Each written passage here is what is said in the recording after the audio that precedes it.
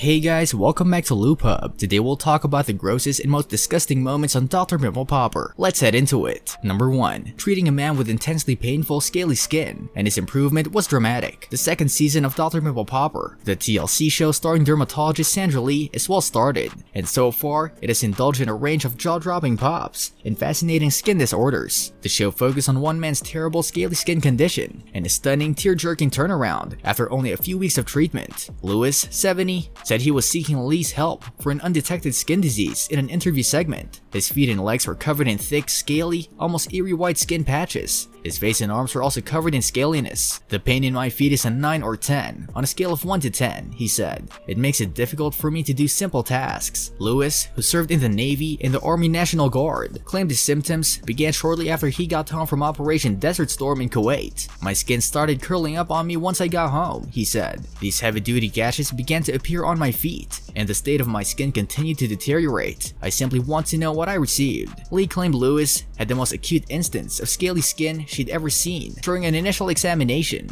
"This isn't just an athlete's foot or dry skin," she explained. "This is, after all, scale upon scale upon scale. I've read about stuff like this in textbooks, but I've never seen anything like it in real life." To diagnose Lewis, Lee used a punch biopsy. "We usually take a punch of skin to diagnose inflammatory skin problems. That isn't simply scraping the skin surface. You want to get to the fat level, so you're adopting deeper structures. It's similar to removing the center of a cake with a straw. You may pull it out to see all the cake's layers." While Lewis and his son Jacob awaited the biopsy results, Lee advised him on a new skincare routine. Lee refers to this as wet wrapping. She characterized it as a means to restore moisture to the skin and maintain it there. According to a 2015 review of the subject, there are various distinct protocols for wet wrap theory, but the overall idea to apply moisturizer or a topical treatment, then wrap the skin in a layer of wet bandages and a layer of dry bandages. According to a 2009 report published in the Journal of the American Academy of Dermatology, the approach has been used to treat eczema and other irritating diseases. Lee put Vaseline on Lewis' foot and ankle, wrapping it in a damp, sock-like fabric tube, then wrapped it in a layer of plastic wrap and a cloth bandage. Lewis and his kid returned to Lee's office 5 weeks after following their first visit. Lewis's ailment was diagnosed as ichthyosis after Lee gave the biopsy results. Ichthyosis is a blanket